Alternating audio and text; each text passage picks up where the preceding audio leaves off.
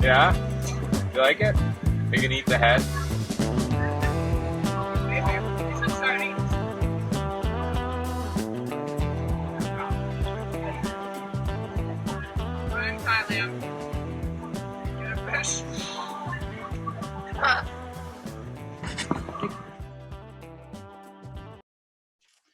Hello, everybody, and welcome back to the Scenic Route Astrology. My name is Makayla, and today I'm coming to talk to you about the current energy coming up for June 2021, especially the energy that's going to happen for us within the first couple weeks of June. I'm seeing a lot of power struggles and power dynamics coming into play.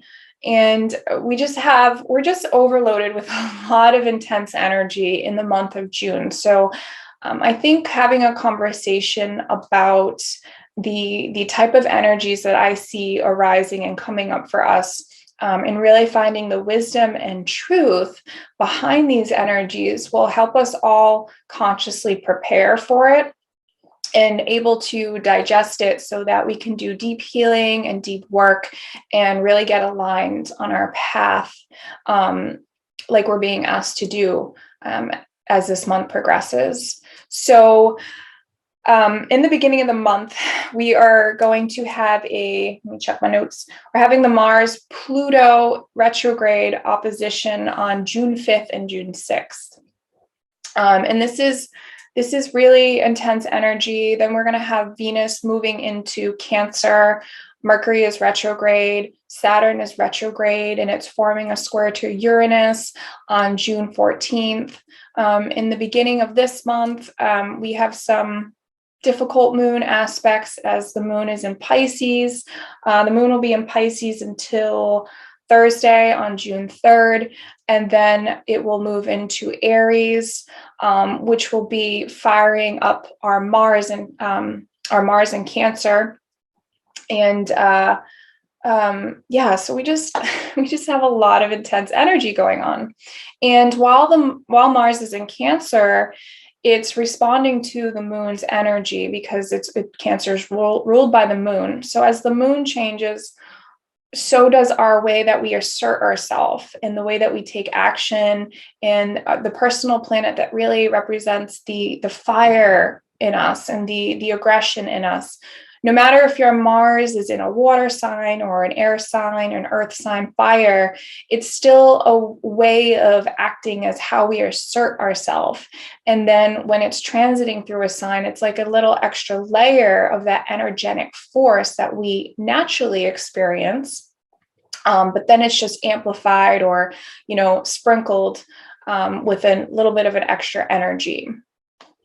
And so what I see is Pluto retrograde is really in Capricorn, is really still working hard on the destruction of these structures that we've built within ourselves internally and physically, that aren't serving us anymore and that need to be broken through and changed permanently. And Pluto is bringing to the surface really shadow dynamics within ourselves, within our lives, within our personalities and our partnerships, our relationships, our jobs, how we feel internally. There's all these shifts that are going on energetically for us. And then we get Mars in Cancer, which is responding to the moon's energy and is also protective over what is our safety and security and our needs. And so when these planets, which they're starting to form the opposition now, and when they hit the opposition on June 5th and 6th, there's going to be a lot of power struggles and power dynamics because we're going to be wanting to fight and assert for what makes us feel secure. What do we need? What makes us feel comfortable and safe? But also what needs to be destroyed and taken down to be built back up so that we can have that security and safety that we so need in our lives, especially with these current times and this huge shift in the collective. And all while this is happening, we have a Saturn Uranus square that's forming, that will be exact on June 14th. And it's one of three that is really an aspect that's asking us to liberate ourselves again from Saturn qualities. Okay. The boundaries in our lives, the boundaries that we put on ourselves. For instance, am I good enough? Can I do this? Do I need to push harder through my work? Do I need to break through new levels of comfort? You know, Saturn will represent the structure around us in this boundary layer, but Uranus is coming in Taurus, and it's trying to ground break. It's trying to push through and send you lightning bolts and earthquakes of just moving forward energy. You know, Uranus is a planet that's associated with the future, and we can't grow unless we sometimes get out of our comfort zones and, you know, think of it as you will, reach higher or dig in deeper, or reach out more, to try to push through and break through these limiting beliefs, and structures and relationships, or anything that's limiting you right now from actually growing and evolving into a more higher self, higher version of you. Right. And so this is very stressful energy this month. And if you're really feeling it, you're not alone, because collectively this is happening for everyone. But some people are getting version 5 of it, and some people are getting version 2000 of it. All right. And so having this awareness that this type of energy is going on for multiple people, I hope at least gives you a sense of connection, relief that you're not alone, and also kindness for others, and a little bit more flexibility for others, that they're experiencing it too. And that, you know, if they're dealing with something or having a power struggle in their life, or facing roadblocks, and it's provoking you, which is the nature of this actual video today, which we'll get into, provoking you and creating conflicts for you, that it's not a reflection of you, that what they're choosing to do and how they're choosing to act is not a reflection on you. They have their own internal shadow demons and structures that are needing to be broken down right now in this time for themselves. Okay. So the power in this video that I really want to point out today is how do we deal with conflict and anger and rage when it comes up for us, because situations are tense and they're difficult to experience and get through. And at one point in our life or another, we're all going to get provoked, and we're all going to get angry and feel a little aggressive, and the fire in your belly is going to get stroked. And what is that actually teaching you? What is that actually asking you to look at? Right. And so this has been work that I've been dealing with as well. And I just been so excited to share it with you, because it's actually a way to ultimately liberate yourself. And there's a deep healing process within anger and rage that I really actually want to share with everyone, because I think society has just deemed these types of emotions so negatively, when really there is so much truth and wisdom behind them. And they're very real and valid emotions that they don't deserve to be suppressed anymore and ignored or deemed so negative. And, you know, like, you should just forgive. Like, you should just not be so mad. When people say that, I think that you're skipping a huge part of the healing process. And so I want to bring to you a healthy way to actually sit with the things that are making you feel uncomfortable, power struggles that are coming up, anger or conflict or tension or rage that might come up, you know, and it can be provoked from any type of situation. You know, it doesn't have to be just like the relationships. Like it could just be somebody just says something to you and it rubs you the wrong way, and it makes you upset for some reason, right? But there's a truth in that why it made you upset. And so here's how you can actually figure that out for yourself and figure out how to work with it. So it's important to understand that that forgiveness is often asked when conflict arises. Okay. And, you know, perhaps as a child and also in adult life, you know, you are brought into situations of conflict in your life, and then you're asked to forgive before you're ready. And what that does is that, like I said earlier, skips over some steps in between of the anger process that really need to be felt out. Okay. And the way I like to look at this is look at the rainbow. Okay.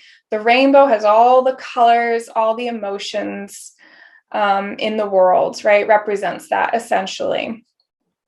The top of the rainbow is red. And red is culturally symbolic to anger and aggression. And so it begins the rainbow. And the way that I'm looking at this is this color red begins the process of an alchemical transformation that you can experience and go through when conflict arises and when something starts evoking you with these kind of angry type of feelings. Okay. And we can get angry about what's going on in the world like so easily, right? Or over our political leaders. Anything can arise, right? And so it's unleashing an inner truth within you, and there's a way to work with that. And so the first step is to give yourself the acceptance that your feelings are very, very valid. And the anger is very valid. And don't diminish that, and give yourself the time and space to sit with that and experience it. I think time and space is so, so important, because this is a process that cannot be rushed. And don't give yourself a deadline to actually get over those feelings or to rush them and to rush to forgiveness, because you're going to be cheating yourself over this healing process. And so after you've been able to allow yourself to be like, okay, I'm feeling this and it's very valid and it's very real, and I don't understand the whole dynamic around it, but I know that I feel this to be true. And then you give yourself the space and the time. Then you realize you can come to realize that this issue is actually no longer about the other person or party or whatever involved, that it's actually about something that's within yourself, internal shadow within yourself that is asking to come to the surface now. Not be suppressed, not again rush to forgiveness, but actually a time to look within yourself and say, you know, why? why do I feel this way? And you know, you'll know that you're rushing forgiveness because your body is going to tell you. You're going to feel tension if you're like rushing the whole process, because it's just going to be held within your body still. Okay. You know that you've finished the whole entire process of anger to forgiveness, because you're able to forgive from a place of love, you know, and you're not holding on to a resentment. There's nothing emotionally tense in your body. There's no anxiety or anything like that. You actually feel liberated and free, because that's what love feels like. Okay. That's what forgiveness feels like. It feels like love, liberation, freedom, acceptance, and just calm, peace. right? And so, which is a part of this Saturn Uranus square, is we're trying to break our lives, break them down so we can rebuild them, so we can regenerate ourselves and have more peace and love and acceptance and forgiveness and all these great qualities in our life. And sometimes it really takes, processing pain to get there. And that's okay. So once you know that you don't have to rush anything, and that there's something beneath the surface internally for you that needs to be recognized, and you're not giving yourself a deadline, okay, then you can really start to sit with the uncomfortable emotions. And you might feel like you're the victim, or you might feel betrayal, or you might feel like helpless or disparity. Okay. And these are such valid emotions, and it's a wave. It really is a wave and a ride that you have to go through, but don't get stuck in that place. Okay. Recognize again, okay, I'm feeling this. Maybe journal, maybe go swimming for a couple of hours where you can shut out music and your phone and technology and people. And recognize that these emotions are okay and they're so valid, but just don't stay stuck in them. Okay. Don't play into that story, because there's something underneath and beneath the surface of all these emotions that need to come up and to need to arise. Okay. You're physically, emotionally, and mentally going through an alchemical transformation during this process, and your soul is purifying itself. Okay. It's evoking an inner truth within you that was suppressed and was poked by something. And now it's time to look at it. Okay. Was my boundaries stepped on? Was I not respected? Right? Why did I feel so enraged and uncomfortable in the situation? What is at the core of this? And I think that's what people have lost in society, and that anger can really teach us some really, really insightful truths and wisdoms about ourselves that are just awoken by these emotions. So it becomes a summoning and an evoking of your soul's energy and the subconscious parts of yourself that are trying to come to the surface and to the light in an ugly way, right? And so another thing I'd like to say is that you want to be proud of the way that you choose to handle these type of emotions and react. Okay. And even if you just made yourself a list of, okay, when I'm angry, I would be proud of myself if I dealt with it this way. Okay.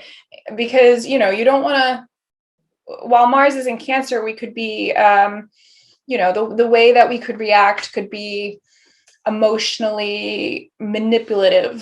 It's because Cancer rules the emotions, and then Mars is aggression. So this is just a negative quality or a dynamic of that, right? So you just want to be conscious of negative ways of dealing with anger, and maybe write a list of the stuff that you wouldn't do, and then maybe your list of the stuff that you would do, so that when you get provoked and your instant self-defense mechanisms want to come in, you already know what you're going to do, how you're going to handle it. Then you give yourself the time and the space so you can dig in, you can sit into these feelings so that your soul can purify itself and reveal this authentic truth. Okay. It's really, really about creating a strong awareness of yourself and everything that's going on around you. Okay, so that all the colors of the rainbow can arise. I really think with this, towards the end of the week, when the moon goes into Aries, and we're having these Pluto opposition dynamics and stuff, that we're going to be confronted with these type of dynamics and situations on some type of level, but it's asking us to evolve and to grow. So it's just a really, really powerful time to do some really deep inner work for yourself, and to work on liberating yourself so that you can feel more empowered, in control of your destiny, in control of your life, in control of your actions and who you are and what you represent and what you want to attract into your life. We're in an incredible time for transformation, liberation, and really learning about our own self-worth. I think that's so important, our self-worth, and nurturing yourself. While you're angry and enraged, or conflict arises, or you're going through really tough times, treat yourself really good, and give yourself the love and the space that you deserve, because you are so worth the time that it takes to heal. Do not give yourself a deadline, because you take as long as you need to do you and to heal yourself. Make sure you're feeding your body the right foods. Get a little active, get your body moving. Like, you don't have to go super hard at the gym if that's not your thing, but go for a walk or a hike in nature, or go play with your dogs outside or your kids outside. Really get enough sleep. And one of my favorite things to do, actually, as of lately, is when I'm feeling overwhelmed, or my energy is feeling a little bit off, or conflict arises or something, is I take a nap.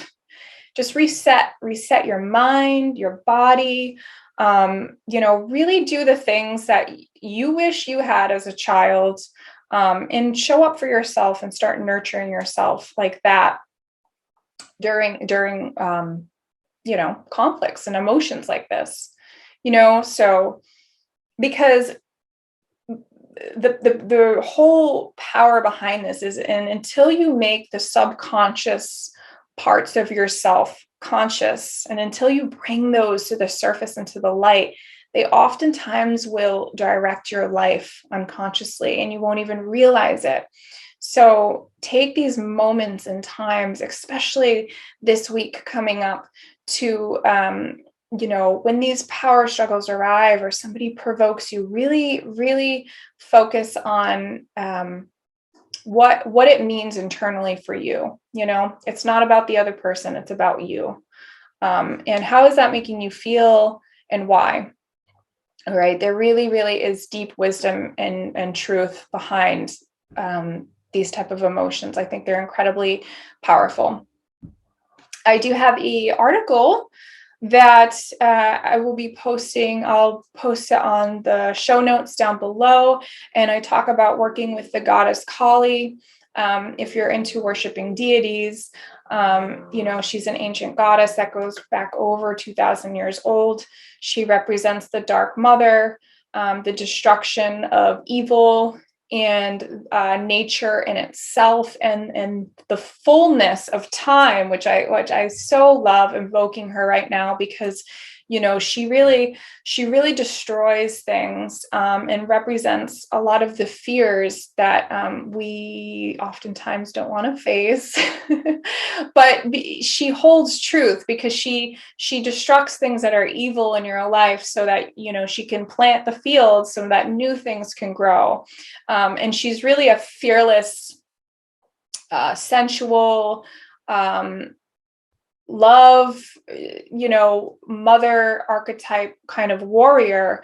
And if you look her up, like, she's got all these arms, and she's often sticking out her tongue, and she's holding somebody she's beheaded, and she looks very, very scary, but she is the Dark Mother. And she is giving us protection and liberation from ourselves. So she's a really, really awesome goddess to work with. I think that, so just check out the article. It's going to be on my blog and on Medium. I am always open for a reading. So if you want to look into your chart and understand these power dynamics even more, or what's coming up for you, what might you be provoked, or how to work with this Saturn-Uranus square that's happening, the solar eclipse that's coming up on June 10th. June is a really important month for everybody. So you can just book a reading with me on my website, www.astroroots.com. Or you can find me on Instagram, the Scenic Route the Scenic Route Astrology. I'd really appreciate if you gave me a subscribe, and if you liked my video, this would help my video channel grow, which is one of my goals, what I'm trying to do. And also, let me know if this video resonates for you, and let me know how you're feeling during these times. Like, I really would like some feedback. To know what's going on and how I can actually better serve the community and help the community here, because I think YouTube is a wonderful outlet. I think we can all learn a lot from each other. And so I just really want to start connecting with everyone. So feel free to drop me some comments. I will respond to you. And I will be back soon. And I hope everyone, you nurture yourself this week, and you take care of yourself this week, and have patience with yourself, and, be the parent that, you needed. Okay. Everybody, take care. You have unlimited potential. You really do. And I'll be with you again soon. Okay. Thanks.